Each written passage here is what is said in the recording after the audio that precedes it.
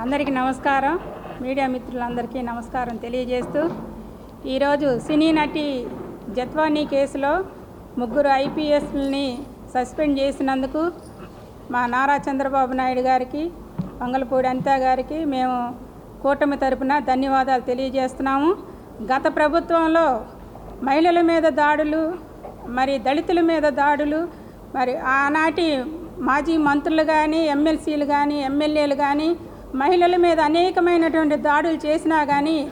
మరి ప్యాలెస్లో కూర్చొని మొద్దు నిద్రపోతున్న జగన్మోహన్ రెడ్డి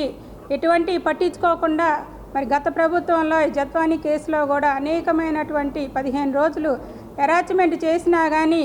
మొద్దు నిద్రపోతా ఈరోజు ఆ కేసుని ఎటువంటి సాల్వ్ చేయకుండా ఉన్న పరిస్థితి. మరి ఈరోజు కూటమి ప్రభుత్వం ఏర్పడంగానే జత్వానీ గారి కేసుని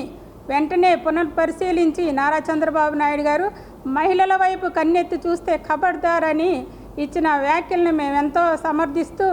మరి రాబోయే నాటి కాలంలో కూడా మహిళల మీద ఎటువంటి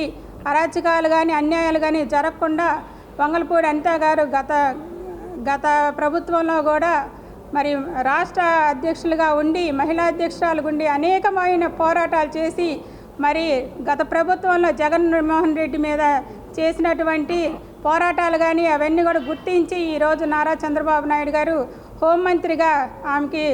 సగర్వంగా మరి ఆ పదవిని ఇచ్చి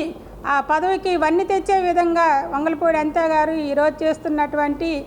పదవిని మేమందరం కూడా హర్షింపజేస్తూ ఈరోజు మా ముగ్గురు వ్యక్తులని సస్పెండ్ చేయడం కాకుండా వారికి తగిన శిక్ష పడే విధంగా మేము వంగలపూడి అనిత గారిని కోరతమైనది. మరి నారా చంద్రబాబు నాయుడు గారిని, లోకేష్ గారిని, వంగలపూడి అనిత గారిని మేమందరం కూడా అభినందిస్తూ ఈ కేసులో సత్వరమే ఆ ముగ్గురు నిందితులకి కేసు శిక్ష పడేలాగా, అదేవిధంగా సజ్జలను కూడా వెంటనే ఆయన మీద ఉన్న ఆరోపణలన్నింటిని కూడా గుర్తించి ఆయనకి వెంటనే శిక్ష పడే విధంగా మేమందరం చర్యలు తీసుకోవాలని కోరుకుంటూ ఈ కేసు విషయమై మేమందరం హర్షం వ్యక్తం చేస్తూ ధన్యవాదాలు తెలుపుకుంటున్నాం.